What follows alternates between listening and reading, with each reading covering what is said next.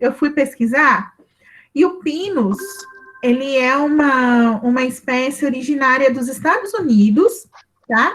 E ela foi introduzida no Brasil na década de 70, 1970, e com o intuito, né, do plantio aí de madeira para a produção de papel e celulose, tá?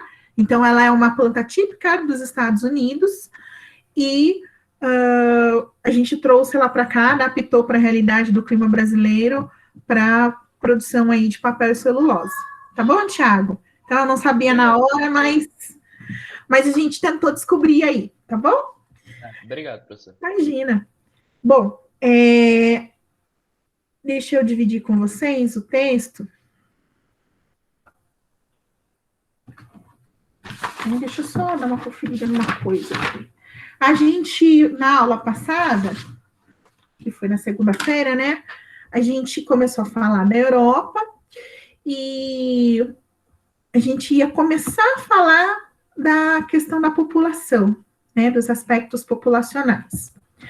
E aí eu vou fazer uma ressalva. A gente, na verdade, no começo do ano, quando eu fui apresentar para vocês que a gente ia estudar no primeiro bimestre, quando eu apresentei a guia de aprendizagem, eu falei para vocês que a gente ia revisitar alguns conceitos do oitavo ano, em alguns momentos do ano letivo de 2021. E para o primeiro bimestre, a gente ia abordar aí alguns aspectos dos estudos populacionais. Então, a gente ia falar a respeito dos estudos da demografia, tá? Então, a gente vai começar a falar de população na Europa, e aí a gente vai revisitando alguns conceitos que vocês aprenderam ano passado, tá bom? Bom, então, a primeira coisa que a gente vai falar aqui na Europa, em relação à sua população, é a questão da quantidade aí de habitantes que ocupam esse território, tá? Em 2020, né, na verdade, foi feita uma estimativa para 2020, né, esse livro é de 2019, então, era estimado para 2020 a presença de 743 milhões de habitantes na Europa, tá? Isso significa, em relação à população mundial, isso representa 9,5% da população, tá? Então, a Europa, ela só tem mais pessoas vivendo no seu território do que a Oceania, tá? A Oceania, ela tem 42 milhões de habitantes, então é só 0,5% da população mundial. Então, a gente já pode começar a fazer alguns comparativos. Quando a gente pensa, por exemplo, que o Brasil tem aproximadamente 230 milhões de habitantes, e aí a gente olha que um continente inteiro tem 42, a gente já começa a observar aí algumas diferenças, né? É claro que isso tem a ver, pessoal, também com hábitos, com a estrutura econômica, né, também. Então, tudo isso influi no comportamento aí do crescimento populacional, tá? Mas, assim, é só realmente para a gente ter uma noção de tamanho, né? Fazer esses comparativos. Aí, o texto traz para a gente esse diagrama, né? Que mostra, em porcentagem, a estimativa aí das populações mundiais por continente, tá? Então, a gente tem aí, né, o 0,5% da Oceania, 9,5% da Europa. Aí a gente tem a América, que é o verdinho aqui, né, 13,3%. A África, 17,4%. E a Ásia, 59,3%, né? A gente tem aí quase 60% da população mundial na Ásia. Vocês sabem me dizer quais são aí os países que contribuem para que a Ásia tenha, né, mais da metade da população mundial? A China, a Índia. a China e a Índia, né, em especial, porque só esses dois países, a China tem 1,3 bilhão de habitantes, a Índia tem 1 bilhão e um pouquinho menos de 300 milhões, né? Então, Os dois maiores do mundo, né, professora? oi? Os dois maiores do mundo, não? China e Índia? Exatamente. Os dois maiores países aí em população do mundo. Então, só esses dois países já dão um volume de habitantes muito grande. E aí, quando a gente considera os demais países da Ásia, chega nesse montante de quase 60% da população, né? Então, tem muita gente realmente na Ásia, né? E, obviamente, isso tem relação com as populações da China e da Índia. Eduardo levantou a mão e o Tiago. Pode falar, Eduardo. Ou você está com a mão levantada ainda na outra hora? Professora, foi sem querer, não levantei a mão, não. Tá bom. Tiago, pode falar. Ô, professor, eu nunca entendi porque a China tem tanta pessoa assim. Tipo, o que eles fizeram pra ter tanta pessoa assim? Na verdade, a gente até já pode começar a voltar na ideia de como que uma população cresce, né? Bom, primeiro tem dois jeitos de crescer uma população. Vocês sabem dizer quais são? Ô, professora, Oi, Fernando. dizer como cresce uma população da seguinte forma, vamos supor um território que ele tem bastante áreas, vamos supor, de pasto, bastante áreas abertas em questão de árvores, e aí vai se loteando esses espaços para construção de casas, vai agregando empresas de grande porte nas cidades, e isso faz com que cresce. Então, cuidado. Eu sei que existe, a nossa cabeça, ela funciona de um jeito interessante. A gente sempre quer associar tamanho de população com tamanho de território. E, na verdade, não existe uma relação direta. Existem territórios que são super gigantes e que não abrigam tantas pessoas, e o contrário também, tem territórios pequenos que são super ocupados, tá certo? Quando a gente fala de crescimento da população, a gente está falando de duas coisas.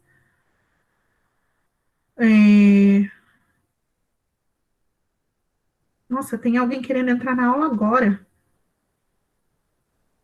Nossa, pior que falta 10 minutos pra acabar a aula. Bom, 10 minutos pra acabar a aula. Caraca, agora?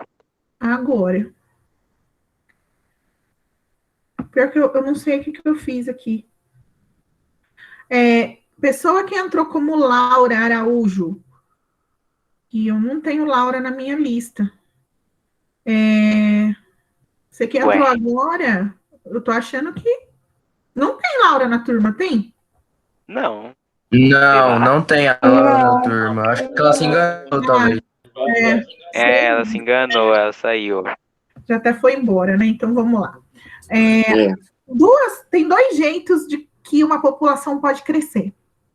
Uma com a reprodução humana, né? Então as pessoas têm filhos e a população cresce. A outra é através do fluxo migratório. O que aconteceu na China, Tiago? Que provavelmente é o que aconteceu na Índia também. A população se reproduziu numa velocidade muito acelerada. Então, assim, tiveram muitos filhos mesmo, né? Tanto é que foi necessário implementar uma política de controle de natalidade, né? Acredito que ano passado vocês devam ter estudado um pouquinho a respeito da China, no sentido de que o governo chinês... Olha o comentário do Guilherme, meu Deus. Vou te dizer, viu? Bom, voltando aqui. Ah, não. Deixa para lá esse comentário, mas vamos lá. O que rola? O governo chinês ele teve que implementar, né, uma política rígida de controle de natalidade que proibia as pessoas de terem mais de um filho. Isso foi super rígido, e foi tão rígido, essa política durou por 30 anos, foi tão rígido que agora eles estão colhendo as consequências dessa política, porque a China é a segunda maior economia do mundo e falta mão de obra, falta gente para trabalhar na China. Porque, apesar de ter muita gente na China, a população é uma população que está envelhecendo. Então, essas pessoas não vão trabalhar muito mais tempo, elas vão se aposentar. Então, cria um problema aí previdenciário e também esse problema de faltar mão de obra no mercado. Então, assim, o que explica isso, num primeiro momento, teve aí uma como posso dizer, uma reprodução acelerada, quando, né, as autoridades perceberam isso, teve esse controle de natalidade. A gente vai conversar melhor quando a gente for estudar a China, a gente vai tocar esse assunto assim com mais detalhes, mas essencialmente foi isso que rolou, né? Então, meio que fizeram muitas crianças mesmo, numa velocidade muito grande, e aí eles tiveram esse problema, tá certo? Então não tem garça. Não, tem garça não, porque haja garça, hein? Para trazer esse tanto de criança. Né? Bom, Caraca. é muita gente, né? Então, é uma coisa para a gente refletir. Bom, aí a gente volta nessa ideia que eu comentei agora. A população, ela cresce de duas formas, né? A questão aí dos nascimentos, então a gente sempre vai considerar quantas crianças estão nascendo naquele lugar, e a gente tem que considerar um outro indicador também, né? A taxa de natalidade, que é a taxa do nascimento, e qual que é o outro indicador que a gente tem que considerar? Ô, professora, Oi. a taxa de mortalidade também vai interferir se morre muita gente em determinada área e nasce pouca? Sim, também interfere. A gente fala que, nesse caso, quando morre mais gente do que nasce, a gente está observando um crescimento negativo da população. Então, é a ideia de que está diminuindo mesmo, né? Então, se morre mais gente do que nasce, existe a possibilidade de uma população ser extinta. E na Europa, isso já acontece. Existem países que estão tentando, implementaram políticas de incentivo para que as pessoas tenham filhos, né? Como a França, se eu não me engano, em 2007, ela implementou um programa que dava apoio para os casais que tivessem filhos. Acho que nos primeiros 2 anos de vida da criança, o Estado francês ia ajudar a família, acho que eu não tenho certeza do número mais, mas acho que era coisa de 2.000 euros por mês. Então, assim, praticamente eles estavam pedindo, por favor, pessoas, né, tenham filhos. O Estado te ajuda no começo, que é caro para manter essa criança. A gente sabe que ter um bebê gera gasto. Então, o Te dou uns 10 mil reais aí. Né, o Estado, mas pense, né, 2.000 euros por bem mês, gasto. 2 anos é bastante dinheiro. E pedindo para que as pessoas tenham filhos. Então, justamente pelo medo de que esse crescimento negativo se predomine, e no fim das contas, a população francesa poderia, pelo menos em tese, ser extinta. Então, existia esse medo, tá certo? Gente, eu sei que tá meio esquisito o vídeo, porque a minha internet tá ruim hoje, tá? Esqueci de avisar vocês disso. Tá ruim, não? Então, assim, a gente tem que considerar, né? Então, primeiro, essa ideia da mortalidade da natalidade, ela vai gerar um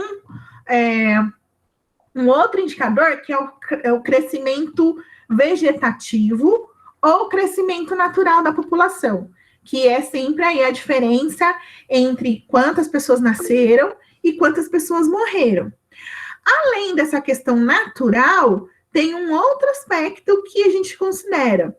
Mas antes de eu falar dele, Luan levantou a mão. Pode falar, Luan. Se a senhora falou que lá na China eles estão sem mão de obra para o trabalho, eles não podem usar, tipo, as tecnologias deles, tipo, os robôs, essas coisas, para ajudar nos trabalhos? Ou não? Então, pessoal, existe a automação, sim, de processos industriais, né? Então, o uso de robôs, ele não é uma coisa que está longe da realidade produtiva da China. O problema é que existem alguns processos produtivos que não podem ser totalmente automatizados. Realmente precisa de gente. E mesmo precisa de alguém para controlar o robô. Também precisa disso. Então, assim, mesmo com essa tecnologia disponível, acaba ficando complicado, né? Pessoal, tá tudo bem, o Tiago, o Emanuel, vocês estão bem? Tudo certo? Ou tá acontecendo alguma coisa aí que eu perdi? Tudo certo, professora, tudo certo. Ô, Rodrigo, pra mim tá normal, tá? A câmera da professora. Não, é porque tava dando umas travadas. A sua câmera aí tava. Não, é o que eu disse pra vocês, minha internet não tá legal hoje, então vai ficar meio estranho mesmo. Nossa, tava travando tudo. Professora, se eu cair, minha bateria foi pro ralo. Sim, senhor. Ô, professora, como que você faz para ter esse negócio desfocado no fundo? Quando a gente vai entrar no Meet, você pode selecionar se você quer pôr um cenário ou se você quer desfocar o fundo. Eu testei um cenário e fica estranho. Então, eu desfoco o fundo. Bom, só para finalizar essa parte de hoje. A segunda maneira que uma população cresce é o fluxo migratório. Então, a quantidade de pessoa que entra no país e a quantidade de pessoas que saem daquele país. Então, do mesmo jeito que a gente vai comparar natalidade e mortalidade, fazer aí um menos o outro, para ver se o número é positivo ou negativo, se está crescendo mesmo ou se a população está diminuindo, a gente também faz com o fluxo migratório. A gente pega o total de pessoas que entraram no país e o total de pessoas que saíram daquele país. Faz um menos o outro, a gente vai ter um saldo positivo ou negativo de imigrantes. Então, os imigrantes, a imigração também é um jeito de fazer a população de um país crescer, certo? Então, são esses dois aspectos. Gente, até aqui, tudo bem? Sim, professor. Tudo bem, professora. Hoje foi uma conversa bem esclarecida. Consegui entender bem. Beleza, então assim, gente, a gente se vê de novo, acho que na segunda-feira, né? Aí a gente vai retomar daqui. Aviso, quem não fez atividade, né? Lembra que o prazo de entrega é segunda-feira, dia 15, tá tudo lá no Google Classroom, tá certo? Ela dá 1 a 6, professor? Isso, tá bom? Quem já fez, maravilha, né? Já tá tranquilo. Quem ainda não fez, por favor, não esqueçam de fazer e de enviar. Se Irei fazer. Se tiverem alguma dúvida, vocês podem me procurar, tá bom? Eu vou interromper a gravação aqui. No mais, pessoal,